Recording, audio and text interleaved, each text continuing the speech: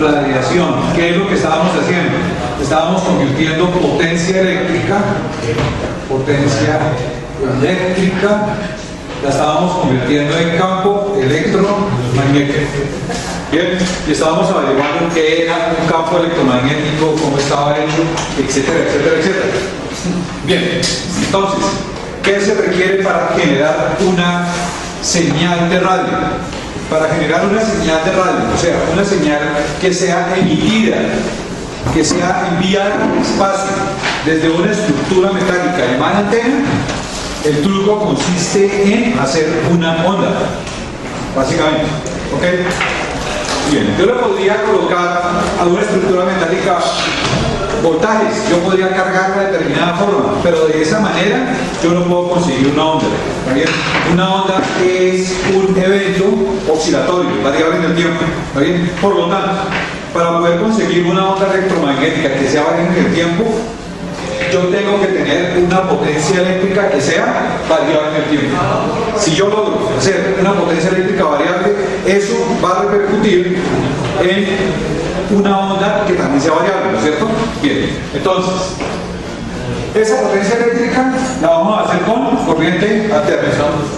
¿Listo? Entonces, al hacer esa onda con corriente alterna, básicamente lo que estoy haciendo de forma directa, ¿está bien?, es produciendo una onda electromagnética variable en el tiempo, por lo tanto ella va a tender a propagarse. ¿Estamos de acuerdo? Muy bien. Correcto. ¿Cómo se logra eso? Entonces, en la clase pasada les coloqué un ejemplo.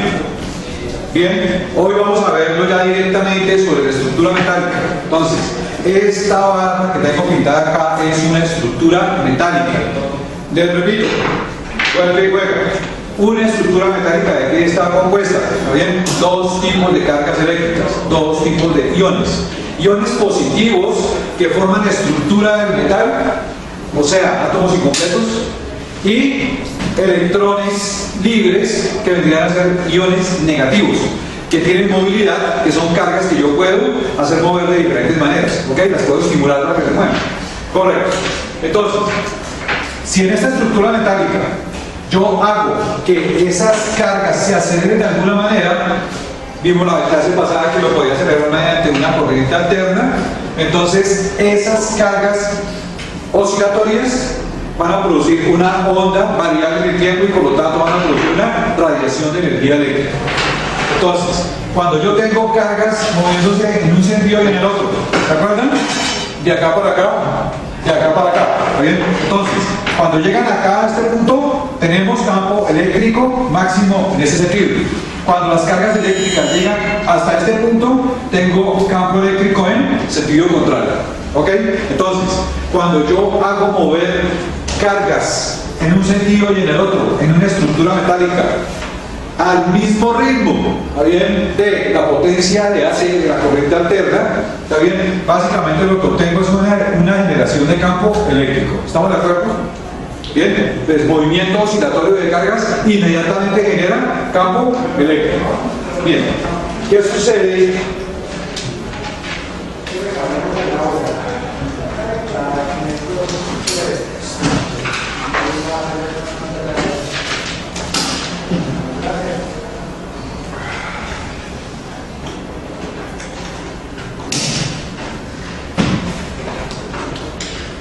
Bien, ¿qué sucede cuando cargas eléctricas se mueven por un sistema metálico?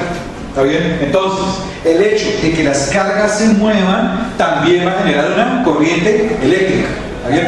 Ustedes saben que siempre que se genere corriente eléctrica, entonces alrededor de la estructura metálica se va a formar un campo magnético. Por lo tanto, esa oscilación de las cargas en un sentido y en el otro, miren la palabra clave acá, también van a proporcionar, van a generar un campo magnético. ¿Ok?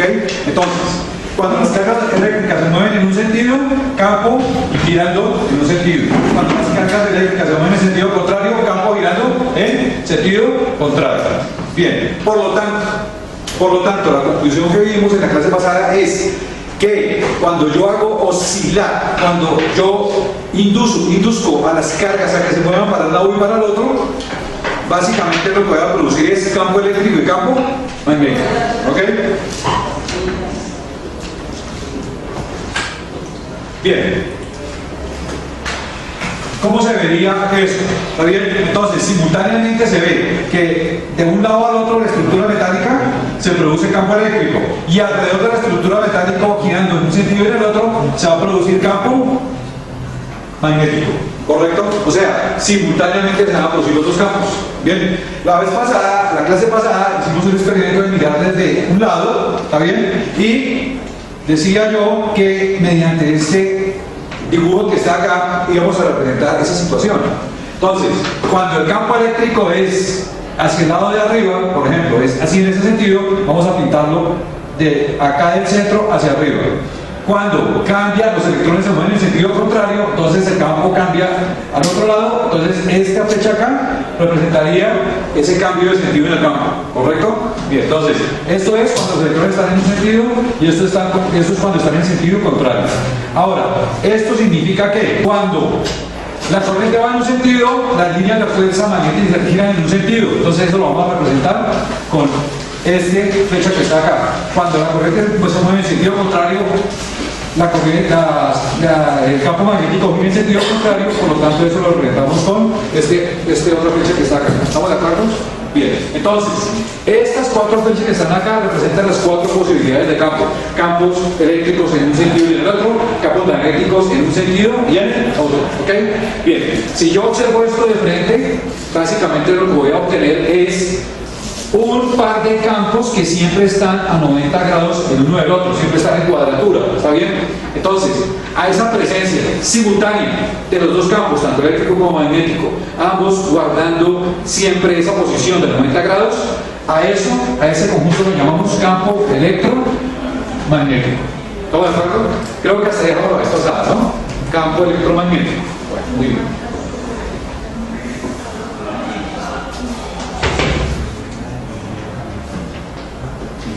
Correcto. Entonces, fíjense una cosa. Yo puedo hacer con una corriente constante y con un voltaje constante que también aparezcan campos electromagnéticos, ¿no es cierto? Yo podría hacer eso. Pero ese campo electromagnético no viajaría. ¿Por qué? Porque no tiene la forma de onda. Entonces, la única forma de hacer que esos campos comiencen a viajar por el espacio, comiencen a alterar el espacio alrededor, ¿está bien? Es hacer que tengan forma de onda. O sea, lo que estoy pintando acá, hacer que el campo eléctrico, por ejemplo, sea variable, o sea, comience en cero, tenga un valor pequeño, un valor más grande, un valor máximo, luego disminuya, ahora es cero. Acá, que cambie de sentido el campo, cambie de valor. Acá, que vuelva y cambie otra vez, y que vuelva y cambie de valor. Entonces, no solamente basta con tener un campo eléctrico fijo o un campo magnético fijo, sino el chiste de todo esto es causar un tipo de ¿qué? Perturbación, ¿se acuerdan? Entonces, la perturbación que vamos a hacer es una perturbación ondulatoria causada por la potencia eléctrica de corriente alterna. Esa perturbación hace que los campos fluctúen y al fluctuar tienen forma, movimiento de onda. Esto es lo que va a hacer que la onda comience a propagarse, comience a dispersarse. Entonces, en algunos instantes de tiempo, campo eléctrico, en otros instantes de tiempo, campo magnético. ¿Estamos de acuerdo? Bien. Fíjense, ¿ustedes cómo podrían imaginarse esta situación? Entonces, miren por favor la siguiente diapositiva que es muy interesante. La idea es que acá ustedes se van a dar cuenta cómo se van produciendo los campos y cómo la onda va saliendo de la estructura metálica y se va moviendo a través del espacio. Aquí está, fíjense. Fíjense. Por ejemplo, ahí tengo otro. Fíjense, aquí tengo una antena, una torre. Entonces, las ondas, como decíamos la vez pasada, se dispersan alrededor de la estructura metálica. Bien, y esa onda internamente básicamente, ¿qué es? Fíjense, son un campo eléctrico y un campo magnético, y ambos están a 90 grados, ¿correcto? Bueno, entonces, en una antena de este tipo, la dispersión de la energía se hace así alrededor de la torre, alrededor de la antena. ¿Estamos de acuerdo? Bien. La vez pasada hablamos de que había un radiador que era ideal, que era teórico, ¿está bien? Que básicamente consistía en un punto. La idea es que un punto ¿qué tipo de forma de radiación tendría? Entonces, radiaría energía en todas las direcciones, en todos sentidos, ¿correcto? Bien, o sea que básicamente tendría, si pudiéramos imaginar de alguna manera la forma que tiene esa radiación, sería como una especie de esfera que está saliendo de ese punto, ¿no es cierto? A ese radiador, dijimos la vez pasada que recibía el nombre de radiador isotrópico. ¿Ok? Y por ser el caso más sencillo de radiador, es el que vamos a estudiar ahora. Entonces ahora vamos a estudiar radiador isotrópico para ver cuáles son las condiciones de radiación básicas.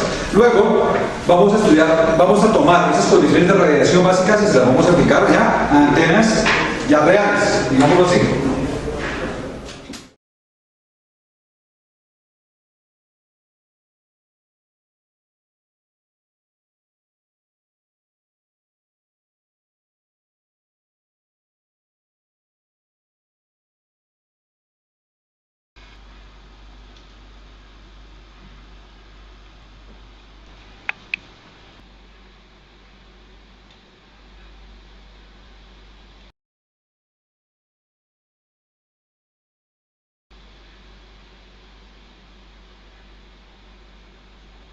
Un radiador isotrópico es aquel que emite, radia igual cantidad de energía en todas las direcciones.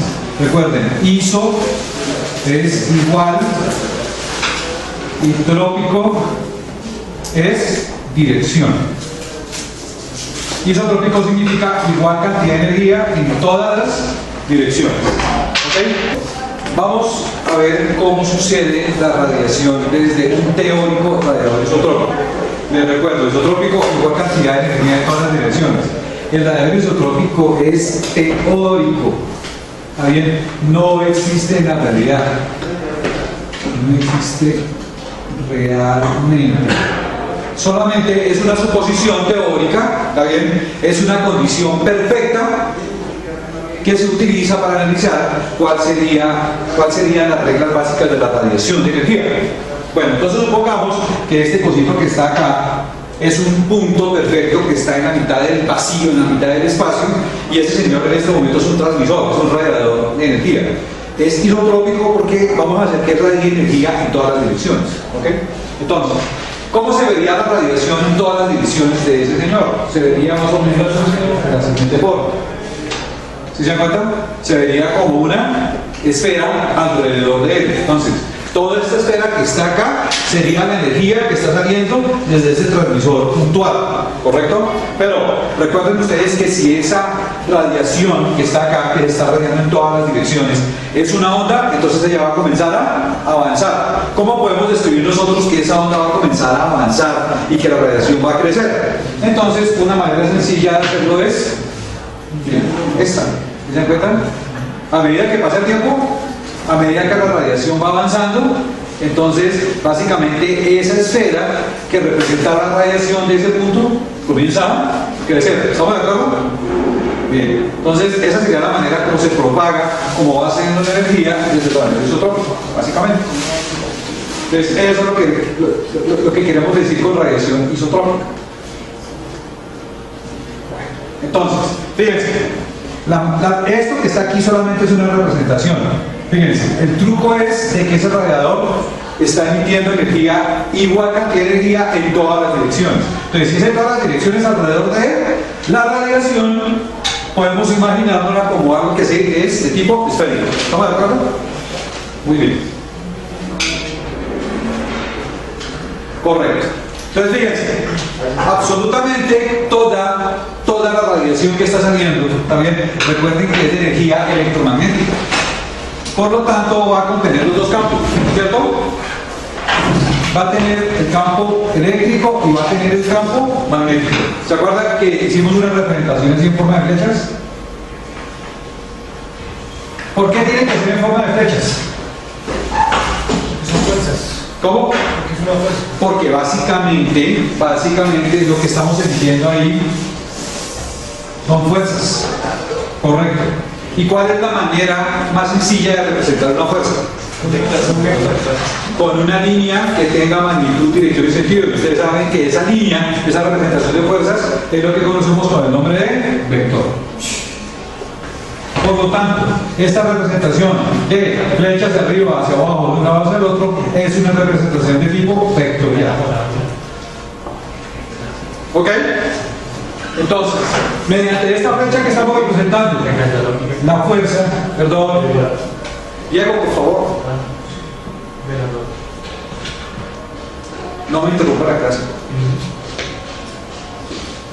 Bien, entonces tenemos este vector que está acá, va a representar la fuerza que produce el campo eléctrico, y este vector que está acá va a representar la fuerza que produce el campo magnético. ¿Estamos de acuerdo?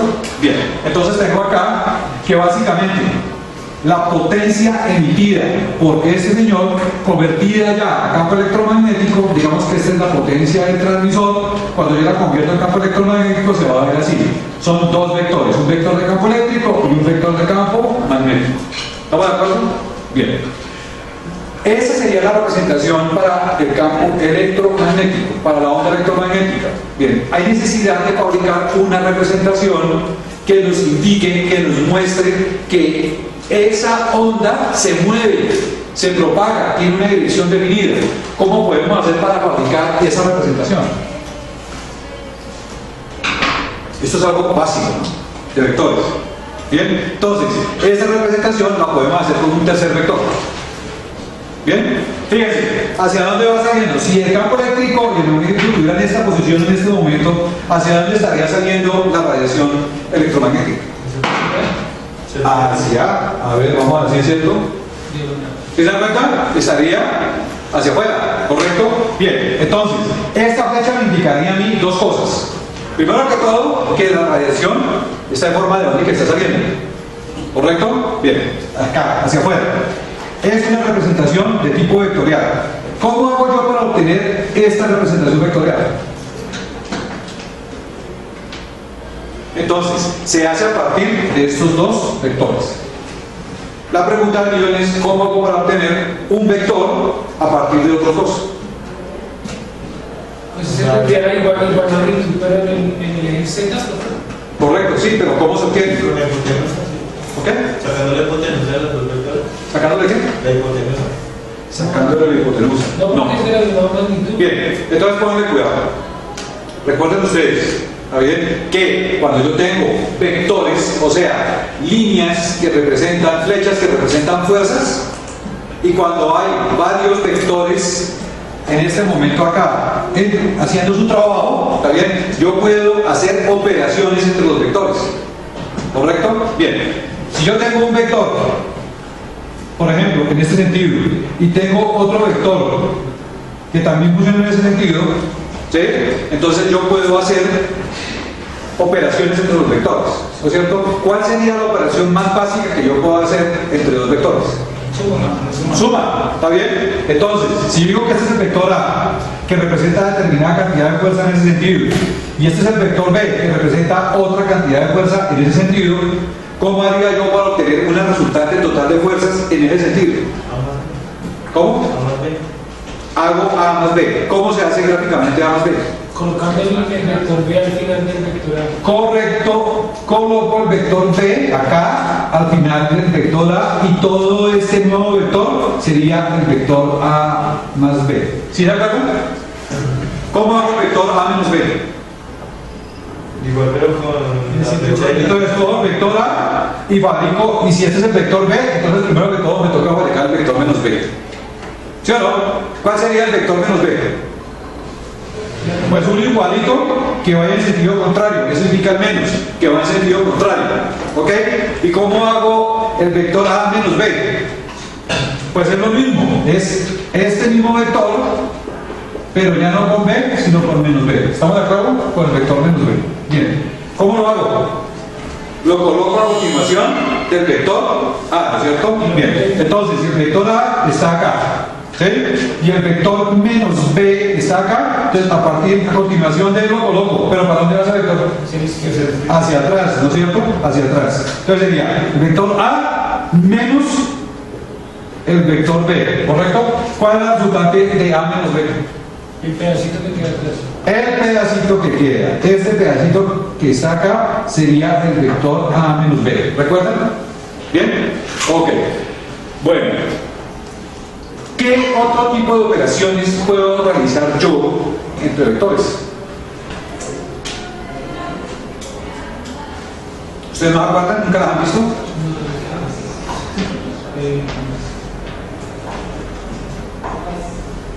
Yo puedo multiplicar los dos vectores.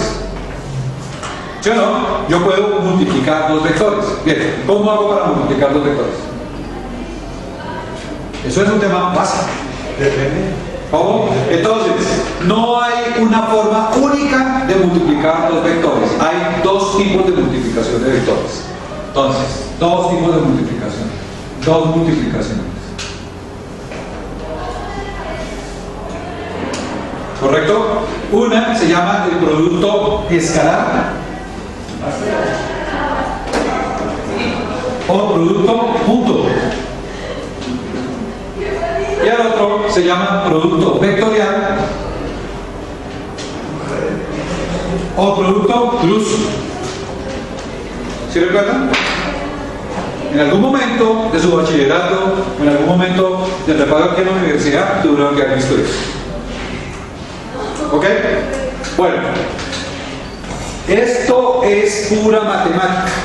Es pura matemática. ¿Cuál es realmente el significado? ¿Está bien? O el sentido, ¿está bien? Del producto cruz o del producto punto. El significado real es el siguiente: que cuando en un proceso físico intervienen dos vectores, se pueden obtener dos tipos de resultados diferentes. ¿Ok? Se pueden obtener dos tipos de resultados diferentes.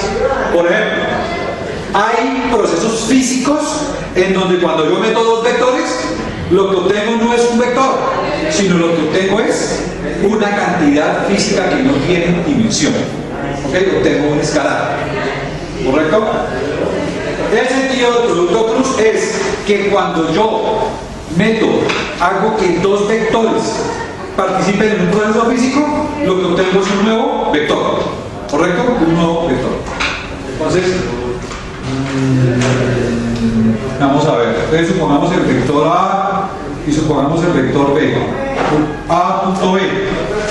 ¿Está bien? Este sería el primer tipo de producto. ¿Qué representa este producto? El producto punto o producto escalar. ¿Está bien? Que cuando hay dos vectores interviniendo en un proceso físico, lo que obtengo no es un vector, sino es un número, una cantidad escalar.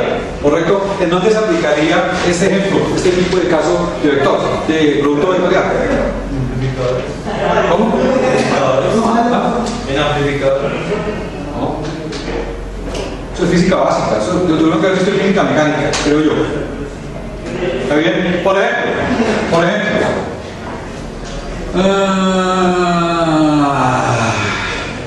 ¿Sí conocen la cantidad física de trabajo? ¿Se han oído hablar de trabajo? ¿El trabajo qué tipo de cantidad física es? ¿Es un vector o es un escalar? El trabajo, la energía, por ejemplo. ¿La energía qué cantidad física es? ¿Es un vector o es un escalar? Por ejemplo, trabajo, que está realizando, que una fuerza está haciendo determinada cantidad de trabajo. ¿Está bien? ¿El trabajo es un vector o es un escalar? Fíjense, el trabajo tiene magnitud, ¿correcto? Tanto trabajo. ¿Está bien? Pero el trabajo orientado tiene alguna dirección específica, o simplemente el trabajo es un número y se acabó. ¿Correcto? Entonces el trabajo es un número. Entonces el trabajo es un ejemplo de una cantidad escalar. Pero fíjense que el trabajo, ¿cómo se obtiene el trabajo? Cuando yo quiero calcular el trabajo que está haciendo una fuerza. Tengo por ejemplo un bloque de concreto. ¿Sí? Y necesito moverlo una distancia determinada, aquí, un espacio, una distancia determinada. Necesito moverlo desde aquí hasta acá. ¿Qué necesito hacer para mover ese bloque de concreto? Le aplico una fuerza, ¿no es cierto? Bien. Entonces, cuando yo aplico la fuerza F, esta fuerza F se va a encargar de hacer correr este bloque desde esta posición hasta esta posición. ¿Correcto? Bien. ¿Cuántas cantidades vectoriales están interviniendo en este momento en ese proceso? ¿Cuáles? ¿Cuál? No, el rozamiento no es una cantidad. La fuerza normal, la gravedad. No, tampoco es ese término. La fuerza normal estaría interviniendo acá, está bien si, digamos, si estaría interviniendo, si esta vaina flotara o alguna cosa por el La estilo. gravedad era... No, eso no está interviniendo ahí, ¿está bien? Los dos vectores que están interviniendo son efectivamente el vector fuerza, ¿sí o no? Y este vector, el vector espacio, ¿sí o no? Ese es un vector, ¿está bien? Entonces fíjense, tengo dos vectores, el vector fuerza y el vector espacio, ¿correcto? Entonces, si yo aplico una fuerza acá para mover este bloque y ese bloque se mueve desde acá hasta acá, ¿está bien? Básicamente, ¿cómo se llama el producto de fuerza por espacio, por distancia? ¿Cómo se llama? Se llama trabajo. Se llama trabajo, ¿está bien? Entonces, en este caso, fíjense, he multiplicado dos vectores y ¿qué resultado he obtenido? Una cantidad que no es un vector, una cantidad escalar, ¿está bien? Que se llamaría trabajo. ¿Estamos de acuerdo? Bien, ese sería un caso en donde yo meto dos vectores en un proceso físico y obtengo no un vector, sino obtengo otra cosa diferente, obtengo un escalar. Bien, les pongo otro ejemplo.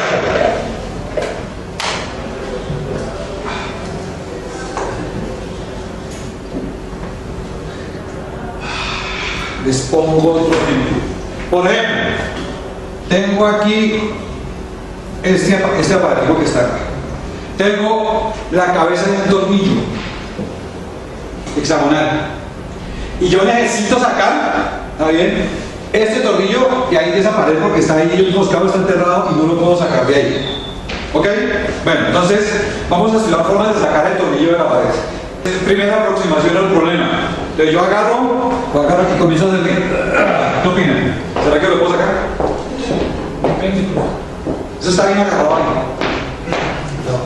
Sí. ¿Cómo? ¿Qué opinan? ¿Será que yo cojo el tornillo aquí con la mano y comienzo a darle así lo puedo sacar? ¿Algún día? Lo más probable es que no. Sí, ¿Está bien? Entonces fíjense que vector estoy aplicando yo aquí, fuerza, ¿no? Entonces, no solo aplicando fuerza yo puedo hacer que esto me mueva. ¿Ok? Bueno, muy bien. Entonces, ¿cómo podría hacer yo que ese tornillo salga de ahí? ¿Qué tengo que utilizar? Una herramienta. Bien, bueno, entonces pongámosle una herramienta. Entonces pongámosle, por ejemplo,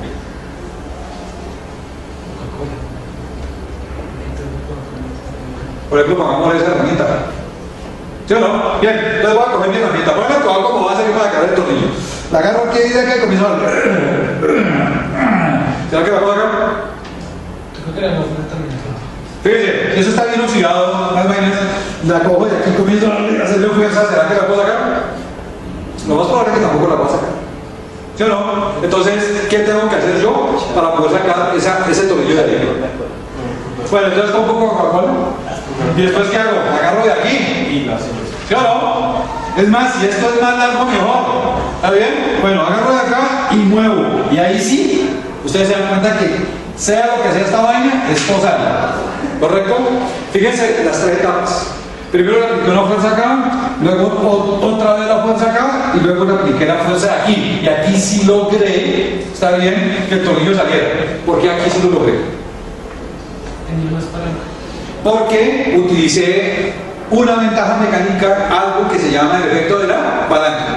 ¿Correcto? Entonces nosotros tenemos ahora que describir matemáticamente ese efecto de la palanca. ¿Bien? Bueno, entonces, pónganle cuidado. Con respecto acá al centro del asunto, ¿cuál fue el punto de aplicación de la fuerza? Entonces, la cosa fue hacia allá, entonces mi fuerza fue aplicada así, ¿no es cierto? Fuerza. ¿Correcto? Pero aquí hay una distancia que sería el brazo de la palanca, ¿no es cierto? Bien, R. Fíjense una cosa, aquí también hay un vector, ¿sí o no? Ese vector distancia, y aquí tenemos un vector fuerza. Por lo tanto, para sacar ese tornillo de la pared, ¿cuántos vectores tengo que meter en el proceso físico? Dos. ¿Está bien? Dos vectores. El vector fuerza y este vector distancia, brazo de palanca, llamémoslo así. ¿Correcto? Bien. Muy bien. Fíjense una cosa, la aplicación de estos dos vectores sobre ese tornillo me va a producir otro vector. Ese vector me va a mí a describir la fuerza con la cual está saliendo el tornillo. ¿Está bien? Entonces está colocado ese tercer vector. ¿Cómo? ¿Aquí? O sea que el tornillo cuando yo cuando lo que usted me está diciendo es esto, cuando yo le hago fuerza hasta allá en ese sentido, ¿está bien? Hipotenusa, hipotenusa.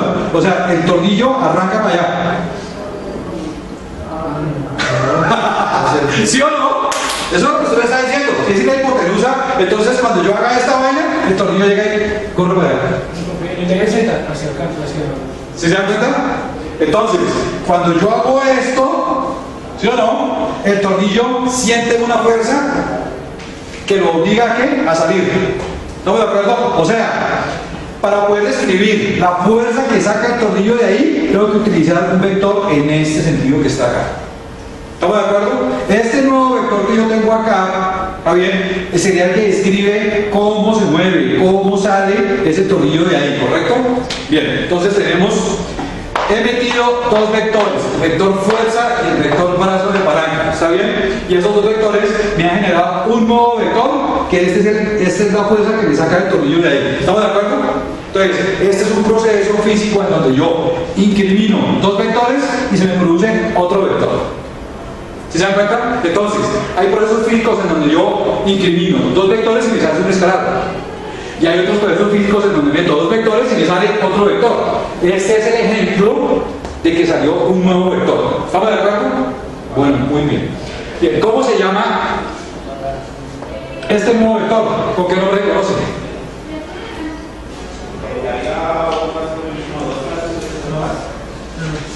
Se llaman torque. ¿Está bien? Torque. ¿Sí lo veo también? ¿Está bien? Me meto un torque de tanto. ¿Sí? Cuando usted aplica una llave, le mete un torque de tanto. ¿Qué es lo que está haciendo? El torque es un vector que está saliendo acá. ¿Correcto? Bueno, muy bien. Fíjense, ¿en qué posición están los dos vectores que comenzaron el proceso físico? O sea, el vector fuerza y el vector distancia. ¿En dónde están? Fíjense, están localizados sobre este plano, aquí sobre el tablero. ¿Ok? Y el vector que ellos dos producen, ¿en dónde está localizado? Saliendo en el eje Z, saliendo del tablero. ¿Sí se dan cuenta? ¿Está bien? Entonces podríamos decir que este tendría la posición de uno de los ejes, X por ejemplo, este sería el otro, sería Y, y el tercer vector saliendo, ¿qué eje ocuparía? Z. ¿Correcto? Z. Entonces mediante un sistema tridimensional yo puedo pintar esa situación. ¿Bien? Ok. Fíjense. Yo tengo acá un proceso, ¿está bien? Un proceso que ocupa dos vectores. Y la conclusión, o sea, un vector de campo eléctrico y un vector de campo magnético. Eléctrico acá, magnético acá, luego eléctrico acá, luego magnético acá, y está haciendo eso, está variando. ¿Sí o no? Bien. ¿Cuál es el resultado neto de que aparezca campo eléctrico y magnético? Y el que esté variando. ¿Cuál es el resultado neto? Que se produce una onda que comienza a salirse de donde estén los dos vectores. Entonces, si esto que está acá fuera el plano en donde se encuentran estos dos vectores, ¿sí? El tercer vector producido por el producto de estos dos, ¿hacia dónde estaría? Estaría hacia afuera de ese plano en donde están estos dos vectores. ¿Estamos de acuerdo? Por lo tanto, este nuevo vector que tengo acá es muy útil para representar ¿bien? El hecho de que la onda sale del radial isotrópico y se mueve por el espacio. ¿Correcto? Muy bien. ¿Cómo obtengo este nuevo vector? Pues muy sencillo, lo obtengo haciendo la multiplicación entre los dos vectores. ¿Ok? ¿Qué tipo de multiplicación tengo que hacer entre los dos vectores? Tengo que hacer un producto que se llama producto cruz. O sea, que está acá. Producto vectorial o producto cruz. Bien, entonces la característica del producto cruz es que siempre produce un nuevo vector. Ese vector siempre es perpendicular al plano ocupado por los dos vectores originales, por los dos vectores que forman la multiplicación. Entonces, si estos son los dos vectores que forman la multiplicación, nos pertenecen a este plano. El nuevo vector E cruz H va a ser siempre perpendicular a ese plano. ¿Ok? Va a estar en tercera dimensión. Correcto. Entonces, básicamente, el producto cruz de E y el del campo eléctrico y el campo magnético lo puedo utilizar para representar matemáticamente un nuevo vector. ¿Está bien? Ese vector, ¿qué es lo que me está representando? La acción de que la onda se produce en el radio isotrópico y sale hacia el espacio, ¿correcto? Bien. Entonces, ¿cómo se calcula ese nuevo vector? Se calcula como el producto cruz, el producto vectorial entre el vector que representa el campo eléctrico y el vector que representa el campo magnético. Y se llama el vector S. ¿Correcto? El vector S. Y ese vector recibe el nombre de vector de Poynting. ¿Ok? Vector de Poynting. ¿Por qué se llama vector de Poynting? Porque este señor John Henry Poynting fue el primero que lo propuso. Lo propuso como un mecanismo para representar esa acción de radiación de los sistemas de radiofrecuencia, ¿ok? Esa acción de radiación de la antena, ¿okay? El hecho de producir energía y hacer que se dispersara por el espacio alrededor de la antena, ¿correcto? Ese fenómeno de radiación entonces se describe por medio del vector de Poynting, este vectorcito que está acá. ¿Cómo se calcula el vector de Poynting? Producto cruz, producto vectorial entre campo eléctrico y campo magnético. ¿Ok? Bueno, ahora vamos a hablar de la potencia radial. La potencia radial. Entonces, si yo tengo un transmisor, supongamos que este cuadrito que está acá es un transmisor. Recuerden que él envía energía eléctrica ¿hacia dónde? Hacia la antena. ¿Ok? Esta energía eléctrica que envía el transmisor hacia la antena, ¿cómo está medida? ¿Cómo está descrita? Está descrita por medio de voltaje y está medida por medio de corriente. Por lo tanto, la energía eléctrica que el transmisor le aplica a la antena es algo que nosotros medimos como potencia de transmisión. La medimos en vatios o la medimos en dBm, ¿correcto? ¿Qué es la potencia del transmisor? La potencia eléctrica, la energía eléctrica que se le aplica a la antena. ¿Está bien? Entonces, potencia del transmisor es la energía eléctrica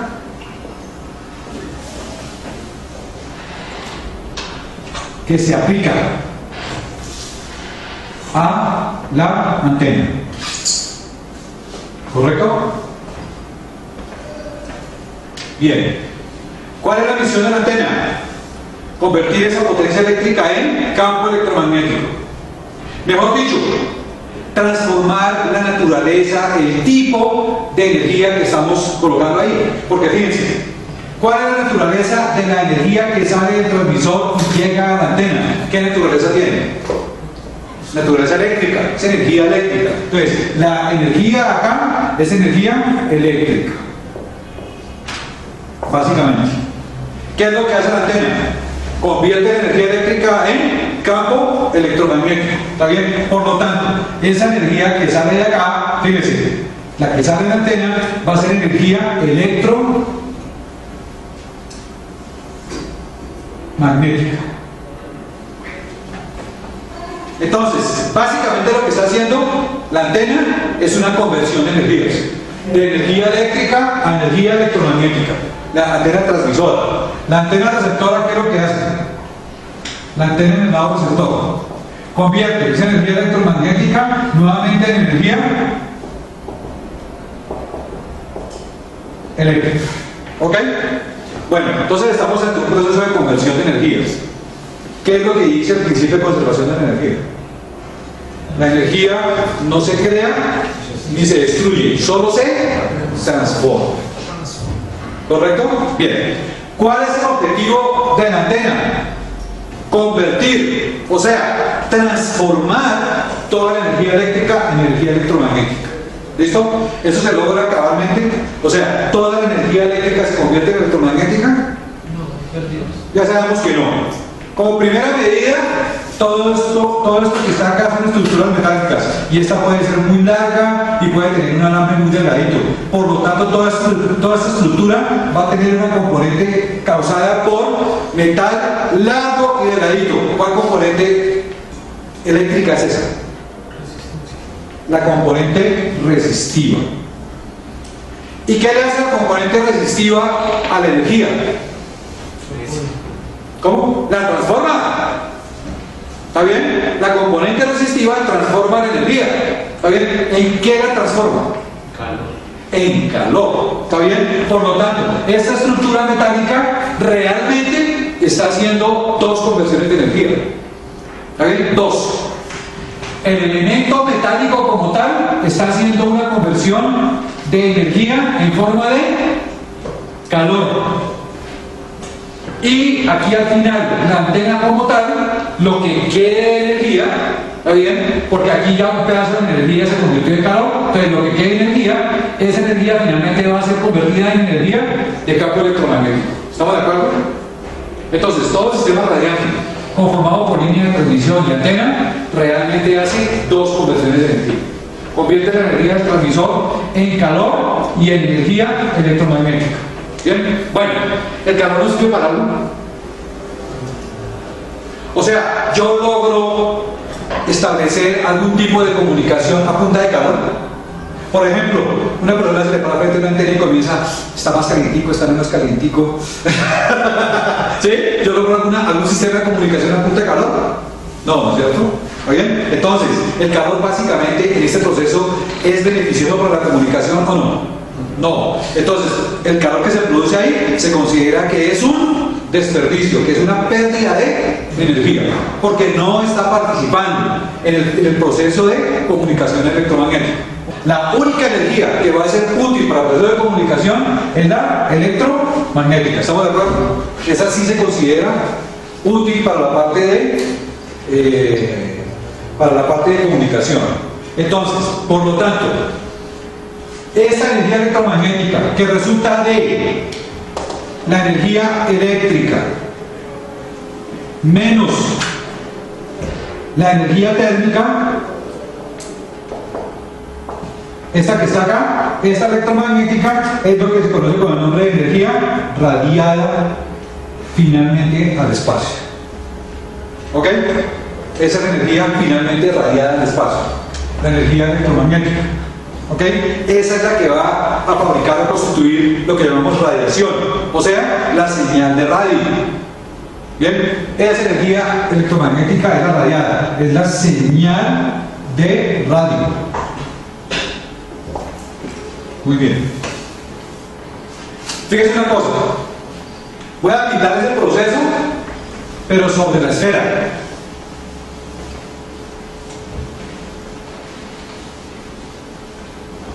Bien, la potencia eléctrica acá, ¿en dónde la podemos pintar?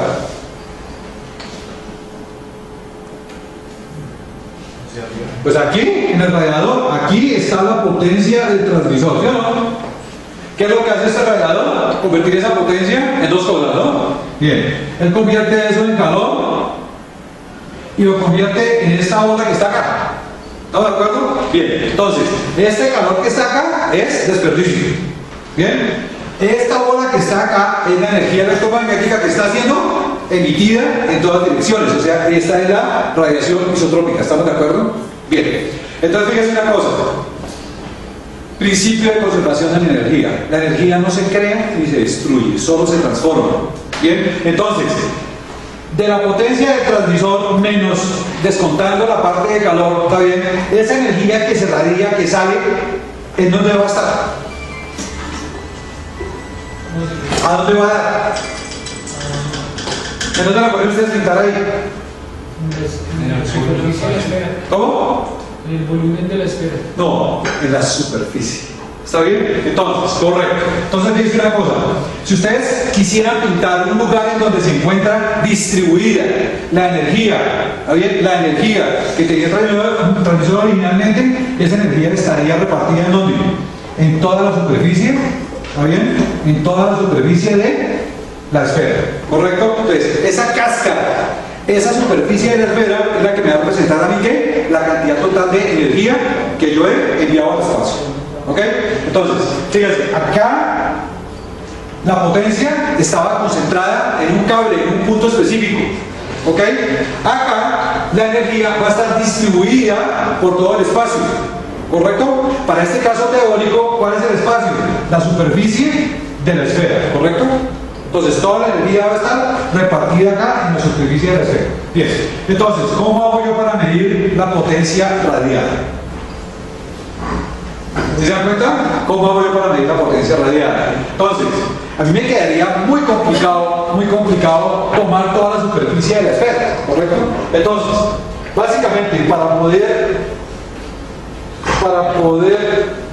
perdón, está fallando, está charrado ahí, ¿qué pasa? Exacto. Entonces, para poder evaluar, ¿está bien? ¿Cuánta energía, está bien, está saliendo del transmisor y ha sido convertida en energía electromagnética? Pues básicamente lo que hago es tomar una pequeña sección de toda esa esfera, un área, ¿está bien? Una pequeña área de esa corteza. ¿Ok? Vamos a tomar esa pequeña corteza para poder evaluar, ¿sí? Cuánta potencia ha sido transmitida, ha sido radiada finalmente. ¿De dónde voy a tomar esa corteza, ese pedazo? Eso lo puedo tomar de diferentes partes. La puedo tomar de ahí, la puedo tomar de otro lugar, por ejemplo. ¿Listo? La puedo tomar, por ejemplo, de acá. ¿Sí se dan cuenta? Entonces, básicamente, ¿qué es lo que yo quiero? Tomar un segmento acá, un pedacito de área que me va a representar todo lo de la esfera. Porque, fíjense, tómela de donde la tome, esta área siempre va a ser la misma. ¿Sí o no? Entonces, esta área que está acá, digamos, sería como una muestra representativa de todo lo que va a ser la esfera, ¿correcto? Entonces, en lugar de trabajar con toda la esfera, con energía repartida en toda la esfera, voy a trabajar con energía repartida solamente en esta área, en este pedacito de superficie. ¿Ok? Vamos a trabajar así nomás. Bien. ¿Se dan cuenta de una cosa? Esta área que he tomado, la he tomado a una distancia determinada, radio 1, fíjense, ha sido tomada a una distancia del radiador isotrópico. ¿Correcto? Si yo tomara esa misma área a otra distancia, ¿qué tamaño tendría el área? ¿Seguro?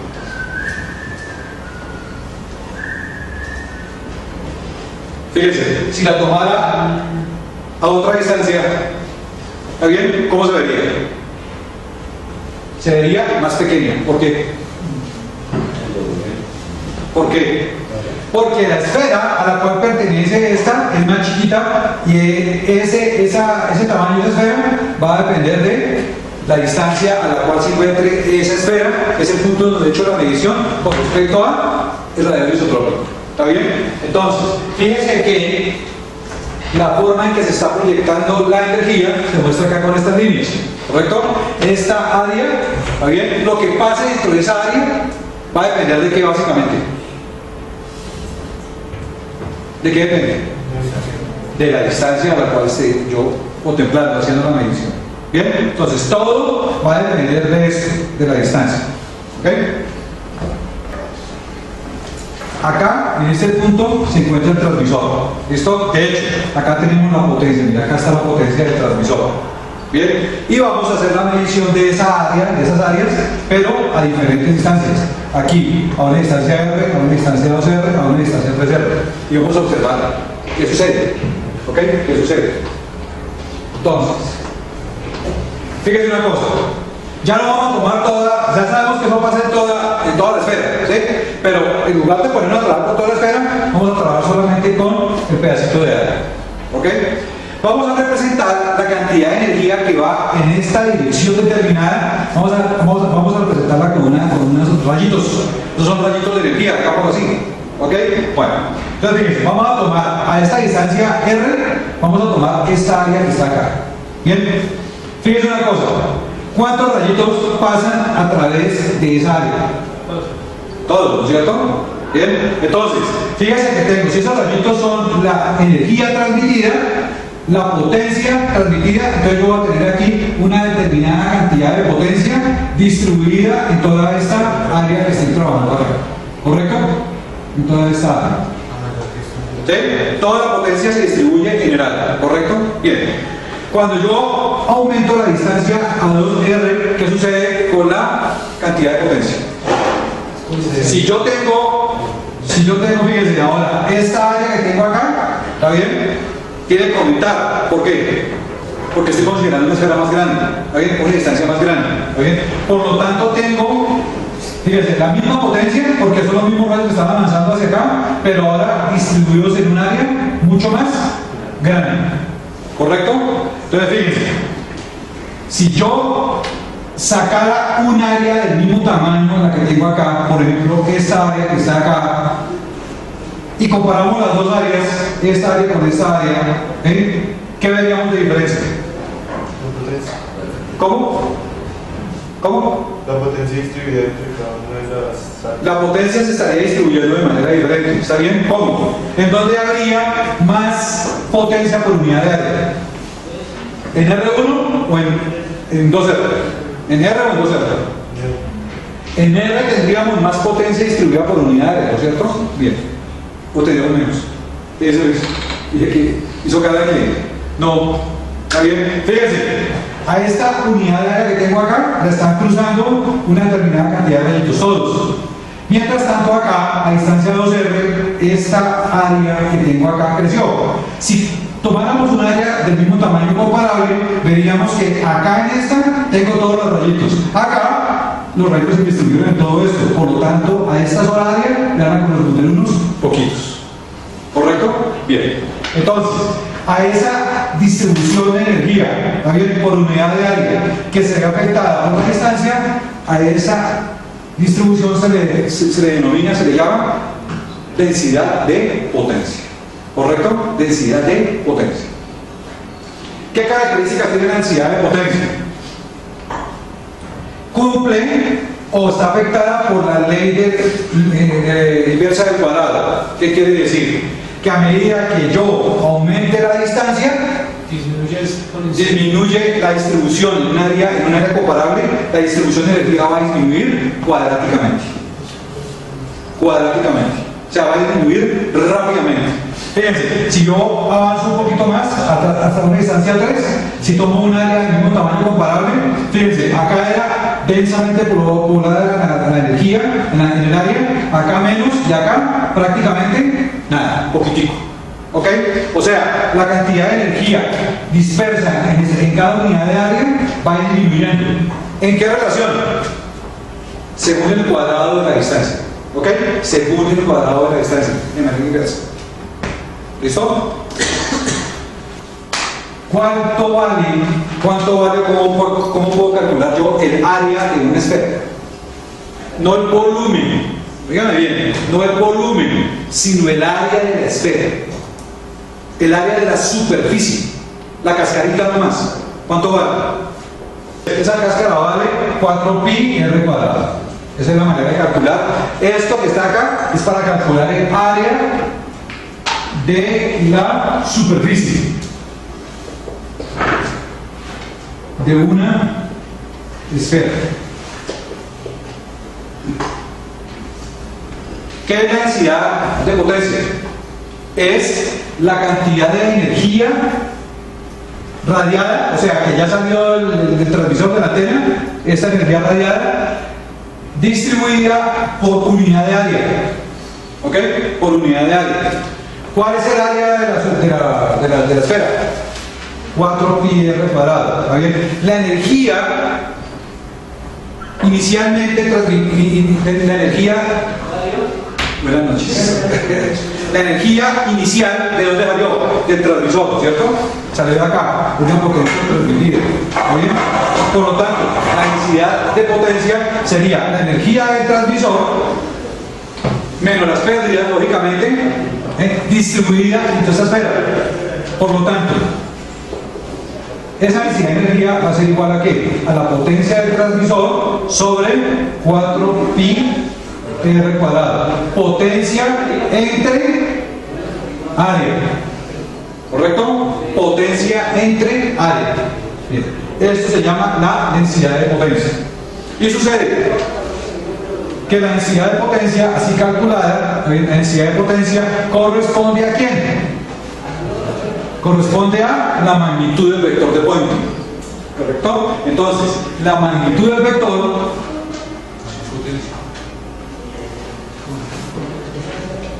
del vector de pointing,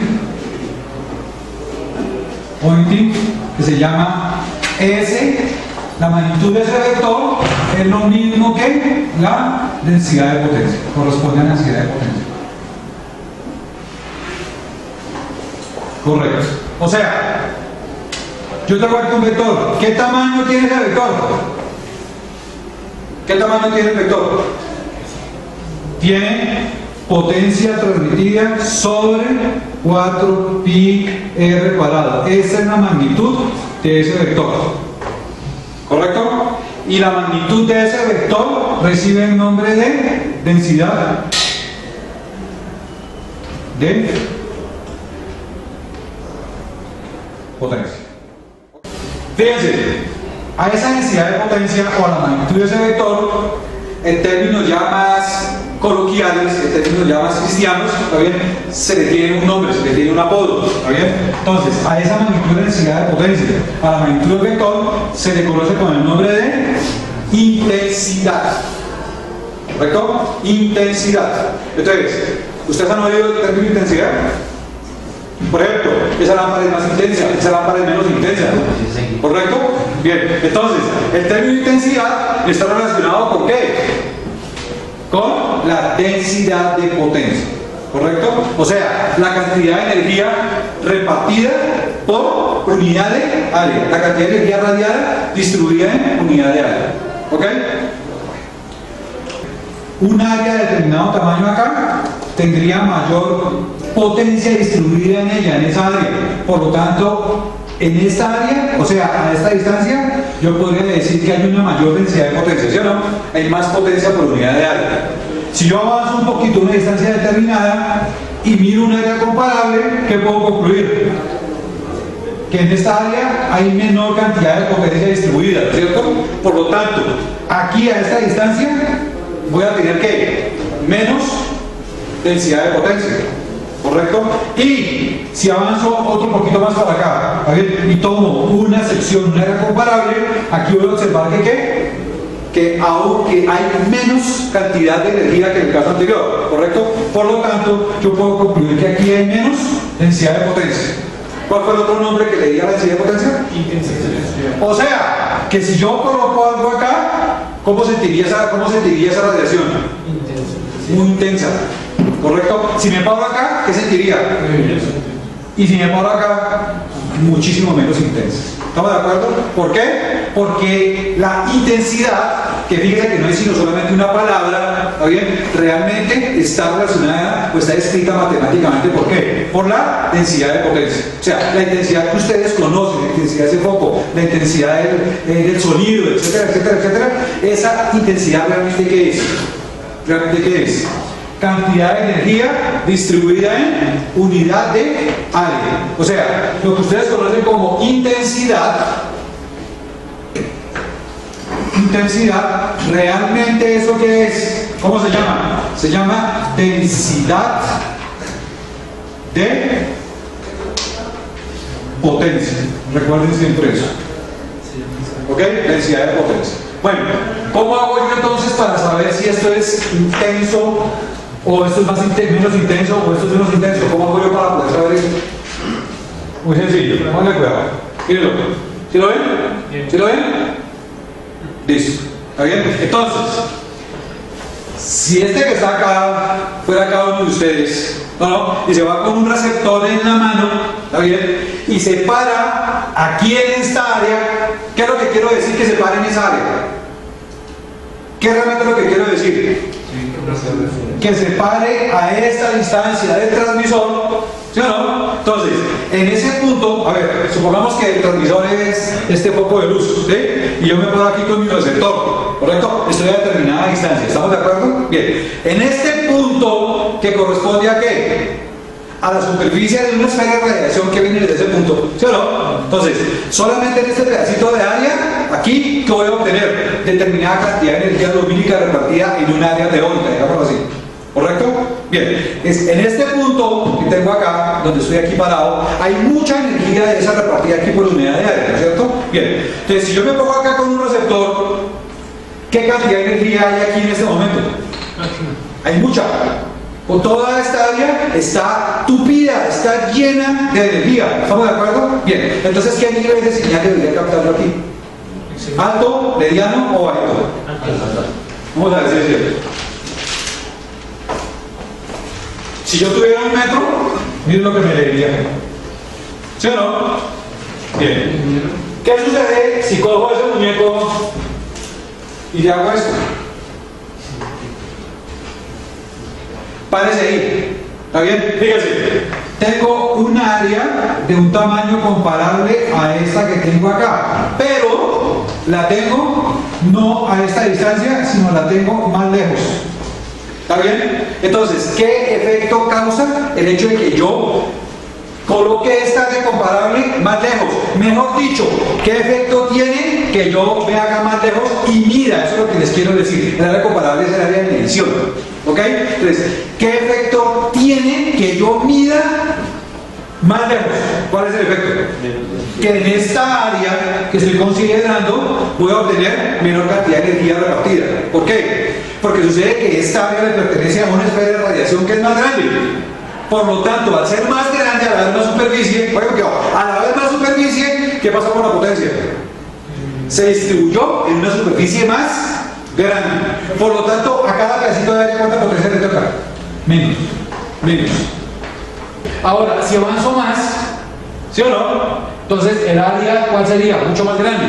Entonces, si tengo un área comparable, solamente para hacer cálculos no más, ¿sí? Fíjense, tengo toda la energía repartida en una vaina mucho más grande. O sea, a cada cuadrito, ¿cuánto le tocaría? ¿Más o menos? Menos. ¿Correcto? Menos. Cada vez menos. Bien, entonces, a esa cantidad de energía que le toca a cada uno en una unidad de área comparable, a eso se le llama densidad de potencia. Y esa densidad de potencia es lo mismo que intensidad. Básicamente es lo que estoy diciendo. Lo que estoy diciendo es que a medida que yo me aleje del transmisor, voy a obtener una señal más débil, o sea, menos intensa. ¿Y por qué la señal es menos intensa? Eso es lo que les quiero decir. Porque en el sitio en donde yo esté, básicamente lo que voy a obtener es menor densidad de potencia. Es por eso que es más débil la señal. ¿Está bien? La señal es más débil, es débil porque le corresponde menos densidad de potencia. ¿Correcto? Es por eso. ¿Listo? Bien, fíjense una cosa. ¿Qué lectura obtendría yo aquí en mi aparatico de mi receptor si estoy parado acá? Vamos a ver qué tipo de lectura sería eso. Fíjense, baja un poquito. ¿Está bien?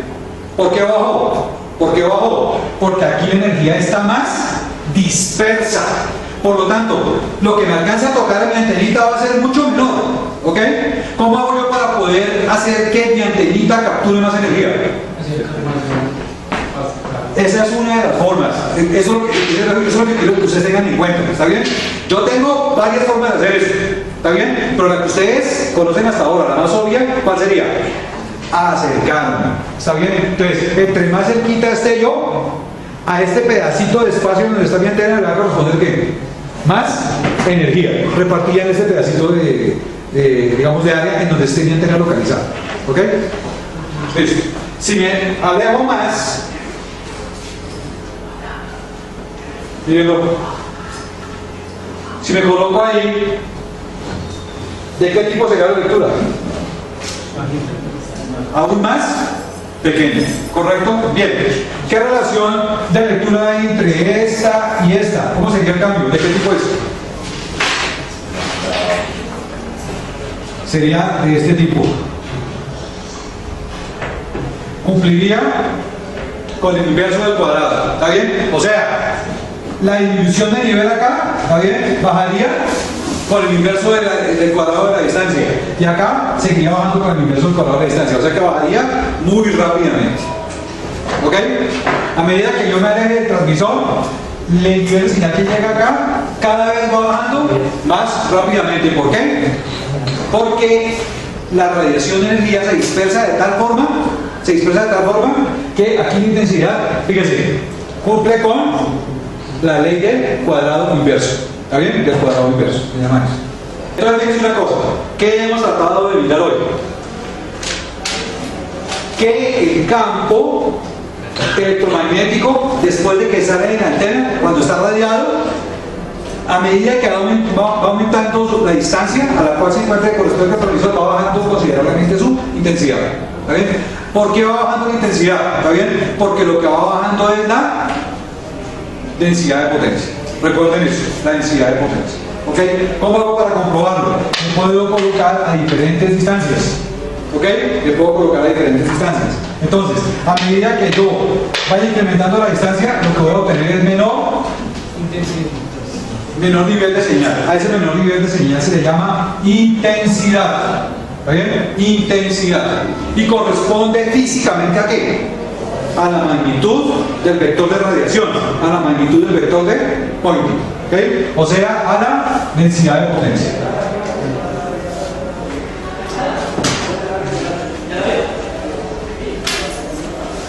Listo. Ok.